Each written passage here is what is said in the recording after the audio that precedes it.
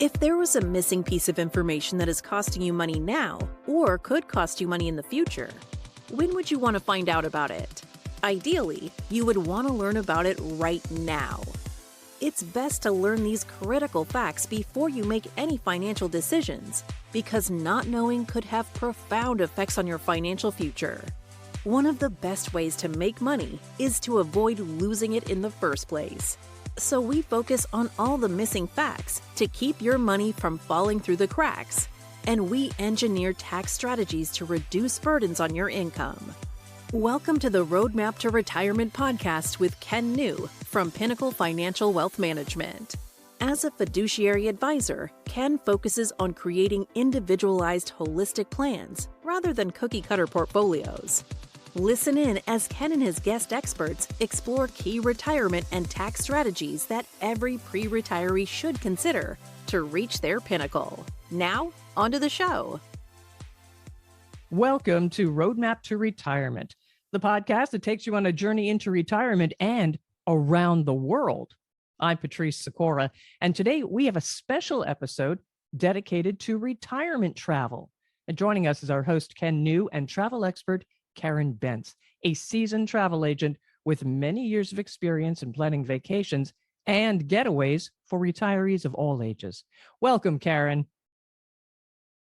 Thanks for having me. I'm so happy to be able to speak with you today. And we are thrilled to have you because retirement travel is a topic many of our listeners are interested in. So let's jump right in. Ken, our retirement expert and inquisitive host that you are, he's here with us to ask the burning questions. Over to you, Ken. Yeah, thank you, Patrice. And hello, Karen. Hello, Ken. Yeah, so I love travel and my clients love travel. And that's always a topic of conversation. And I can tell you, I am just back from a trip that took me from Florida to the state of Montana, which is always kind of the summer trip for me. But I decided this year to stick around the western part of the United States and head up to Alaska and spent some really great time there. I'm now recovering from jet lag, though, but really excited to learn, about what's going on in the travel industry. And so maybe you could tell us a little bit about yourself and your travel background. Sure, absolutely. I am the owner of Airland and Sea Travel Inc. And I do have an extensive background in the travel industry. I'm originally from Connecticut, and I began my career in travel as a flight attendant. So my interest in travel continued even after my career as a flight attendant ended. I moved from Vermont to Florida with my family in 1986, and I've remained in Cocoa Beach to this day. I became a travel consultant when my daughter started school. So for the past 34 years, I've been involved assisting customers with all their travel plans. I've owned the business for the last 29 years. Along the way, I have endeared many clients and forged lifelong friendships with my clients. My passion is in creating memorable travel experiences for everyone who calls, emails, or walks into my office. I've personally traveled extensively to Europe and throughout the United States. In my earlier years as a travel consultant, some of my favorite trips were taking groups on ski vacations every winter. Of course, I was a lot younger then, but other trips involved yearly mother-daughter vacations and girlfriends getaways. So it's all about the bonds you created with family and friends. Everyone experiences the joy. For over 38 years, my husband Bob and I traveled as a couple. We went to wonderful and exciting destinations around the world.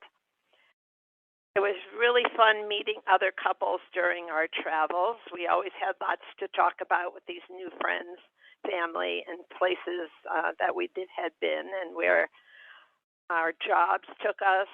And we were always looking forward to going on our next adventure.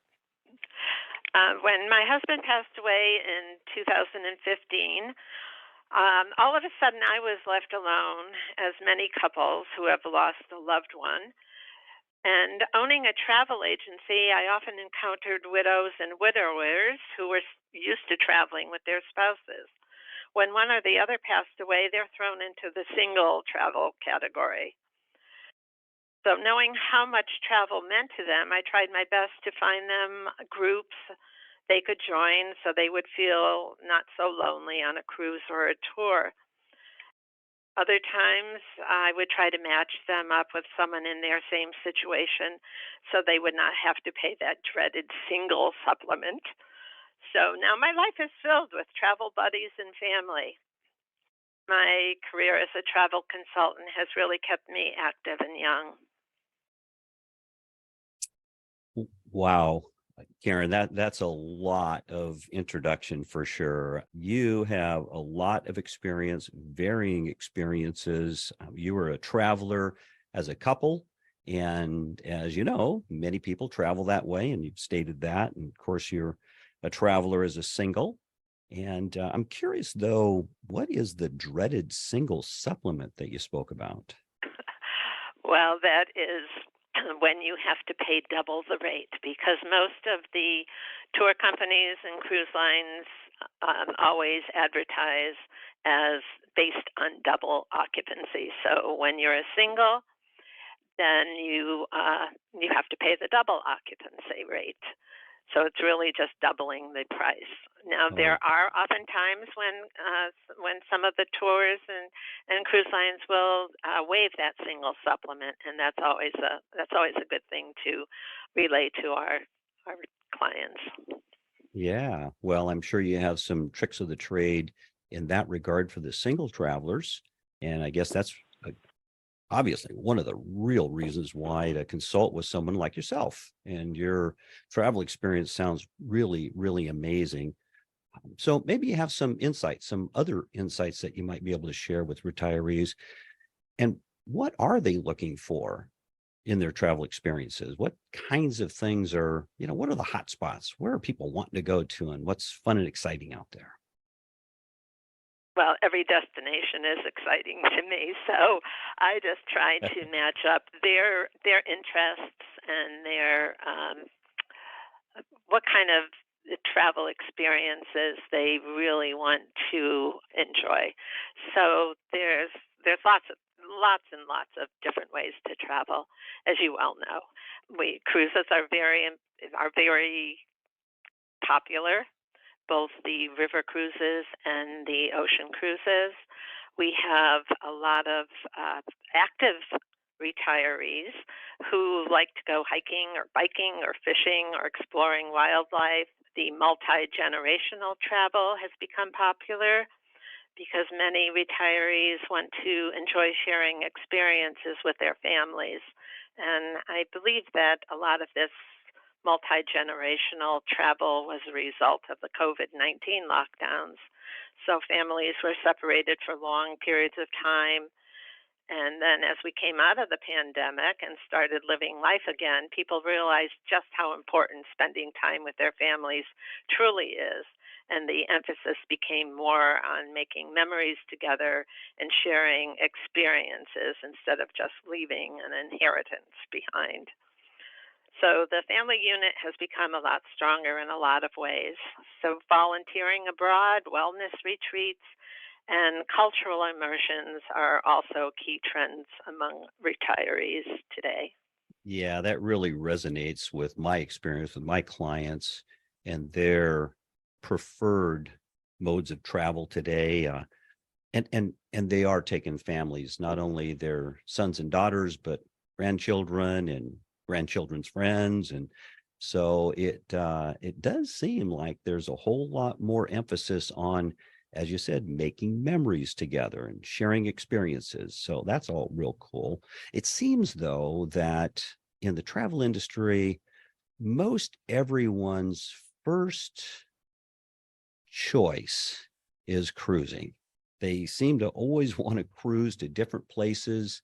The Alaska cruise a few years ago was really, really popular. Of course, in our area here, cruising down yeah, to the islands is a lot of fun, whether it just be to go over to some of the islands near Miami and such. Lots of fun there, all the way down through the canal. I think it's the Suez Canal, isn't it? No, no, no, no. The Panama Canal. Panama Canal. Yeah, that's the one I was thinking of. Just Yeah, on the other side of the world. No, yeah, it is. yeah. It's great. Yeah, the Panama Canal cruises are very interesting to retirees because they were around when the Panama Canal actually became its own entity, and the United States gave it over to Panama. Yeah, yeah. Well, that sounds pretty cool. I do know that the cruises are very appealing for a variety of reasons, for sure. But what about the river cruises? I have a lot of clients that choose river cruises these days and say they're the best ever because they're smaller. But what do you see in river cruising today and this popularity? So it has increased so much in the last, I would say, 10 years. Everybody enjoys the river cruise. Like you said, it is just more relaxing. You just kind of drift down the rivers and you stop right in the cities where you can just walk off the boat and actually just get into the town very easily, or the city. It's really beautiful. It's scenic rivers. You have the Danube, the Rhine, the Seine rivers, and you get to experience the wonderful cuisine, the excursions, guided tours. So it's kind of bringing history to life. Yeah, that sounds pretty cool.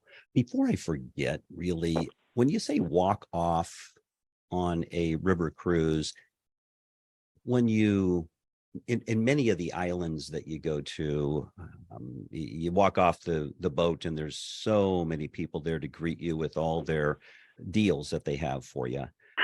Is it a different experience on the river cruises?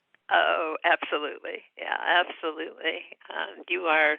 You're not bombarded with people trying to sell you things. You definitely are getting off and experiencing what the people in those areas are doing. The churches, of course, there's tours that you can go on to, so that's Mhm. fine. But the shopping, you just walk into the shops and people greet you, and they're not pushy or anything like that. So yes, it is a different experience. Yeah, and these river cruises are not only in Europe. I hear a lot about European cruises, but we also have pretty cool experiences here in the United States. Do you help with that? Yeah, sure. They have the cruises, the most popular along the Mississippi River, and then you have out west the Snake River. You also have the uh, the Canadian river cruises where you can go all the way from rivers up in Canada. So there's that to enjoy. Uh, when you're on one of these Mississippi River cruises, you get to take in live jazz music, and you stop in some really charming historical towns and cities along the riverbanks. So yeah, it's all good in the U.S. too, and some of Yeah. them love the paddle boats. So that's Yeah. nostalgic.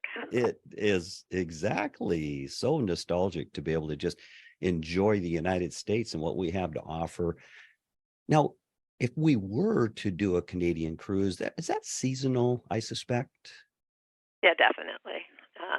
Most of them go during the fall foliage season, Mhm. so you get to see the lovely changing of the leaves, and it's much more relaxing to, I don't know, different climate, especially for Floridians, and it's a nice cruise. But that usually happens in late August, September, and a little bit into October.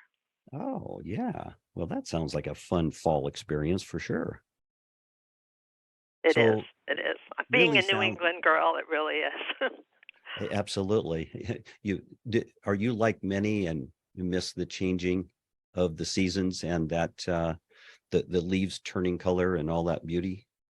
I do, and I get to go back as often as I can each year. And I suspect you have clients that are the same way. Like, can I just take that one cruise to go see those leaves change and get that feeling?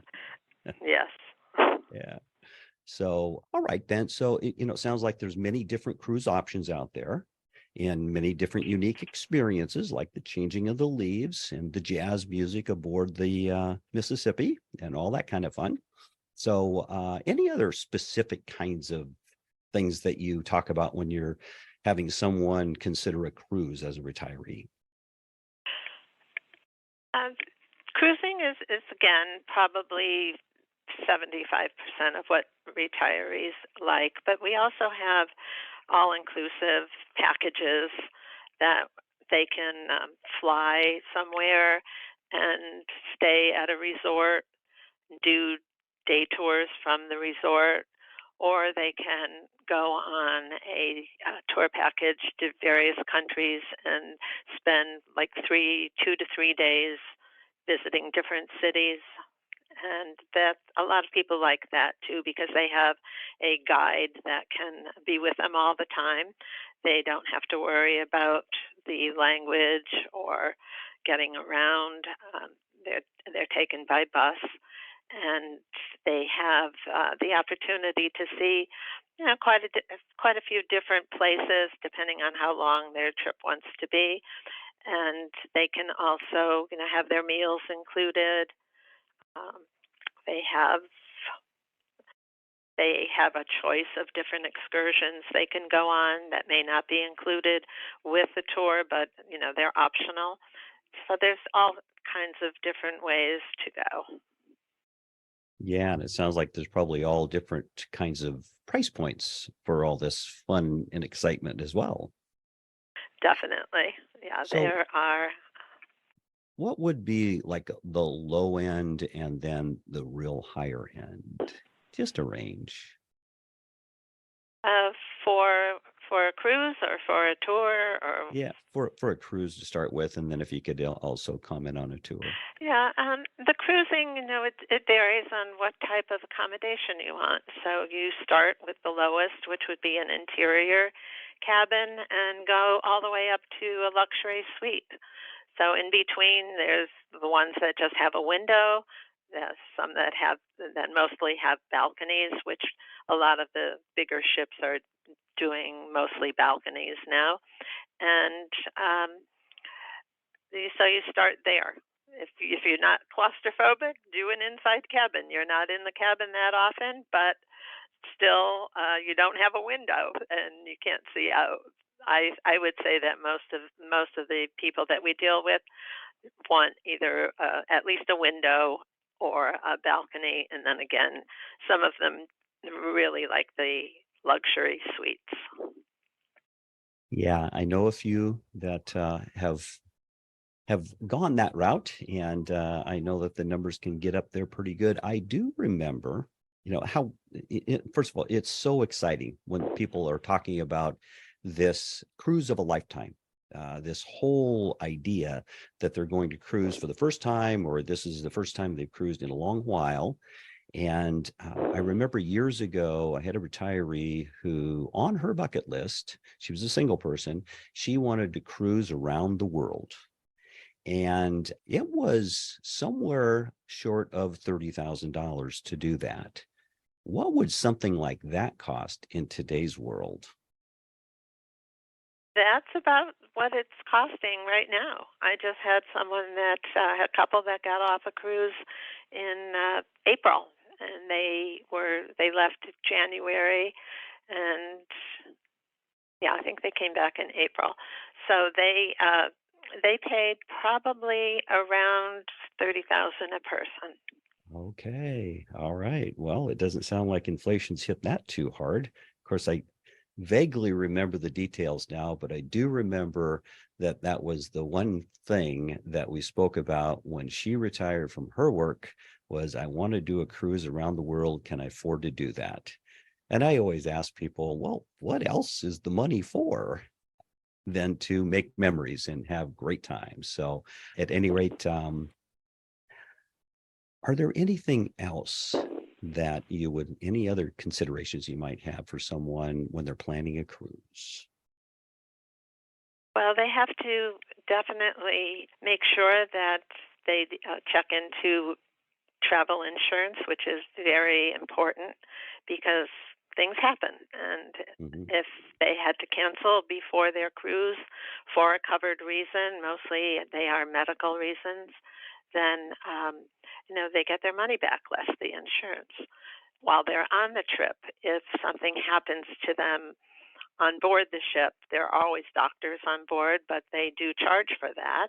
And so if they see a doctor, they need to pay for it right up front and then claim it on insurance when they get back. And the worst case scenario, something happens to them while they're on shore at a certain port or a city, and they need to be evacuated, actually airlifted to the nearest hospital. That can be very costly. So definitely insurance is one of the things to have before you go on an extended tour or any trip, actually. We recommend travel insurance for even 3-day cruises. Then they have to think about what the accessibility is at certain ports. I mean, if you have to tender boat into an island, you have to make sure that you can get on kind of a little bit of a rocking boat. You don't want to fall, but the crews are very good about handling that situation. And I think that's about the best thing to recommend. And how do And you put? and what they really want to see.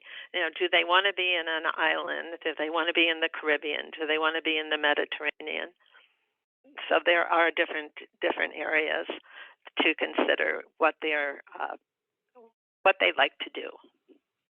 So there's a lot of planning to go into this decision, and I'm sure that you have ways to be able to communicate all that and make sure people have checked all the boxes, so to speak. Yes. Yes, absolutely.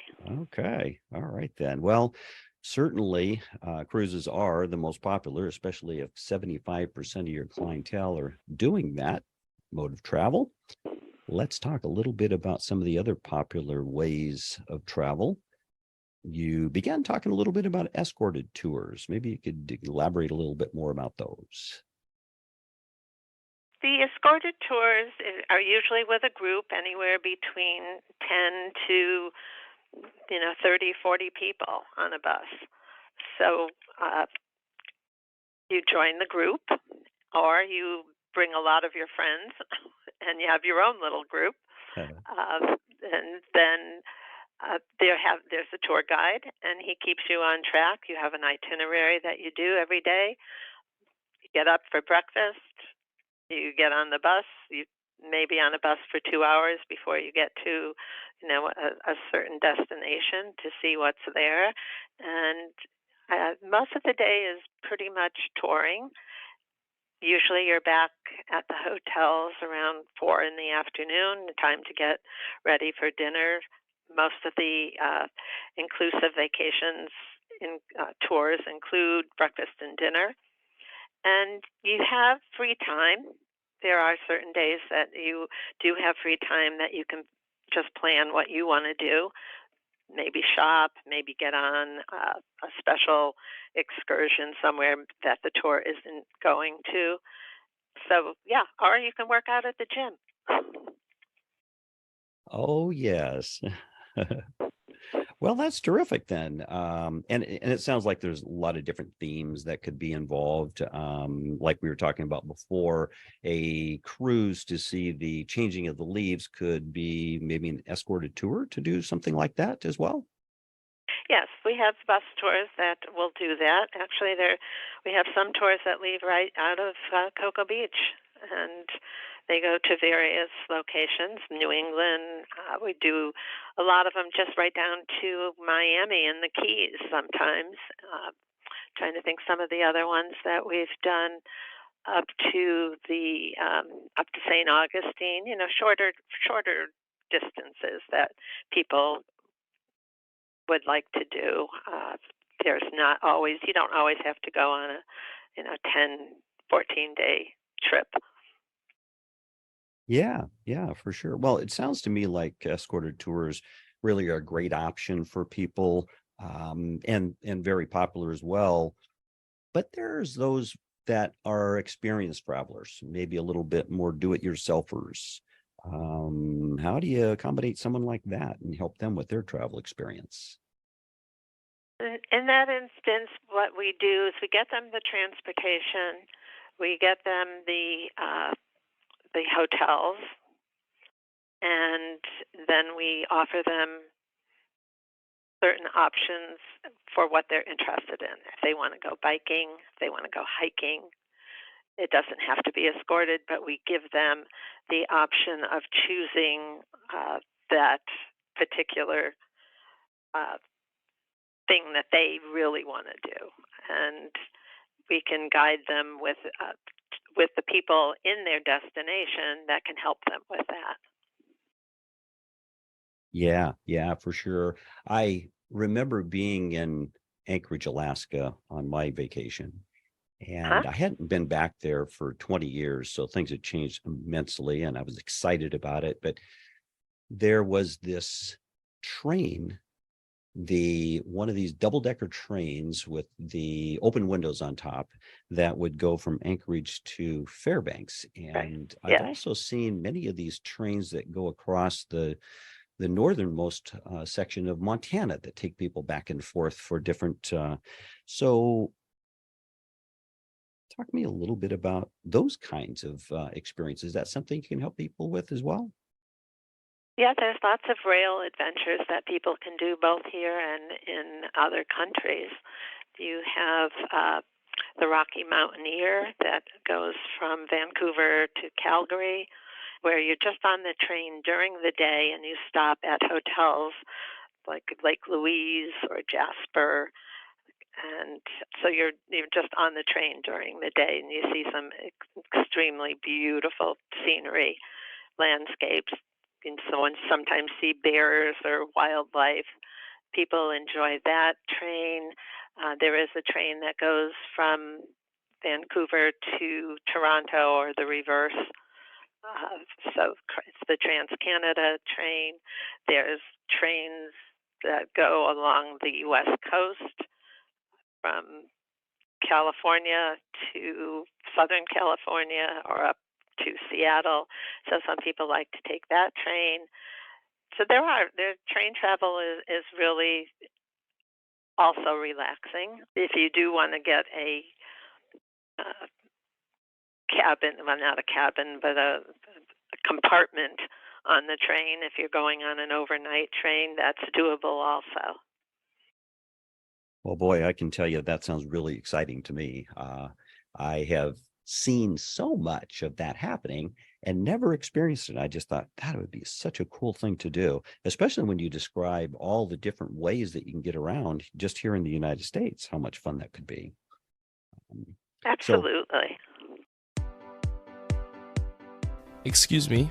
Yes, you. Thanks so much for listening to Roadmap to Retirement. We hope you're enjoying it so far.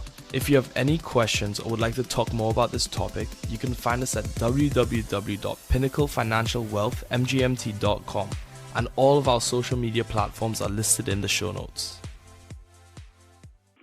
so that's cool. Good to hear about that. Now let's just shift gears for a second and talk a little bit about the, the real big destination. Where are people wanting to go? I suspect that one of them that ranks really high is going to be going to Europe. And so maybe you could talk a little bit about those European destinations, like countries like Italy and France, Spain, and and and if you do, maybe name some of the cities that are going to be popular as well. Well, definitely Italy, and as you mentioned, France, Spain, United Kingdom. Those are all very popular this year. You have the iconic Italy trip, which takes you from to Venice, Florence, and Rome. That's what most people do if they're going to Italy for the first time. Um, if you're going to France, definitely Paris, but then you also have the um, the coast of France, where you can go to Monaco, just a whole lot of different places in France to go to. I mean, it's one of those beautiful countries that have great food, beautiful scenery. You can take the train system in Europe, which is really fantastic. So just take a train all through France. It's wonderful. Spain and Portugal have become really popular. So Barcelona, Madrid, the iconic cities. And then if you wanted to get up into northern Spain, Asturias, Oviedo, some of those places are interesting also. And then the United Kingdom, which includes London, obviously. You can go up to Scotland, Wales, over to Ireland. So there's lots of options there. Boy, and these are the places that, people really want to go. So I just got back from a trip to Ireland with a group of 16 people. And we were so fortunate that we did not have one drop of rain, which is unheard of in Ireland, for 10 days. So we were the lucky ones. Yeah, great trip. I hear so much good about Europe, and so many of the folks that I speak with have made so many trips to Europe. It's exciting and fun to hear about all of that. But how about some of the other areas that retirees are going to? I mean, some of the other parts of the world. I'll kind of begin with my personal experience. About 7 or 8 years ago, I was able to go to New Zealand, and it was designed to be an event, wedding anniversary event. And so I said, well, our wedding anniversary is in August, so we'll go down to New Zealand in August. And I happened to be sharing it with one of my traveling clients, and he said, well, how long can you go for? And I said, I don't know, a week, 10 days, maybe 2 weeks. Oh, he said, let me talk to you about traveling to places like that. First of all, August is winter in New Zealand. How do you feel about winter? Well, that's not what I was wanting to enjoy. And the other is, he said, it's going to take you 2 days to get there and 2 days to get back. So a week or 10 days doesn't cut it. Long story short, we ended up going for 32 days.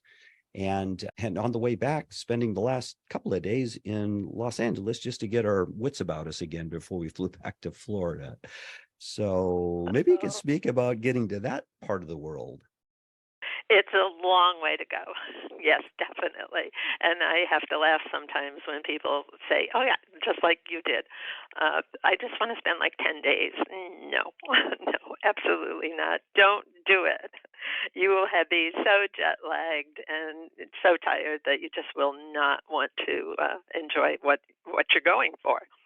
So I would definitely say at least 2 weeks, 3 weeks is very good. 34 days is wonderful. Good for you.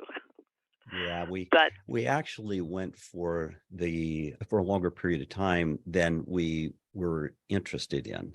And the reason why I say that is that we went there and then realized we were doing the same things over and over again. And we needed to, we did a helicopter ride to the top of a glacier. We did lots of fun things, but after you do that once, then you're looking for more. And it means that, well, we should have had a cruise to Australia, or we should have had a cruise to one of the other New Zealand islands or something. So at any rate, the planning was good, but not great for us.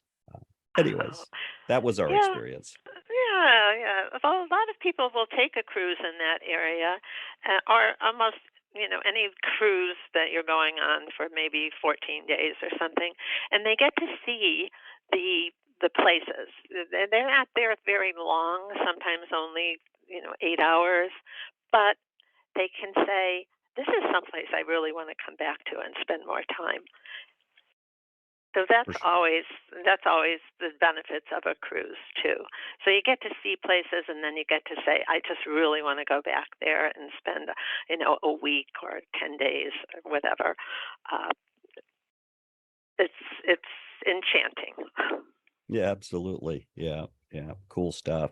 But what about some of those other areas other than Europe, Asia, Latin America? What about travel to there? We are not seeing that much this year. I mean, me in particular, I have not seen a lot of people heading off to Asia. So I guess they, I don't know the reasoning right now. I don't know if it still has something to do with COVID, but I guess the India is popular. We do have a lot of retreats that people go to in India. So if they're going there for meditation or they're going there for yoga, this is what we found India to be popular with, that segment of travelers.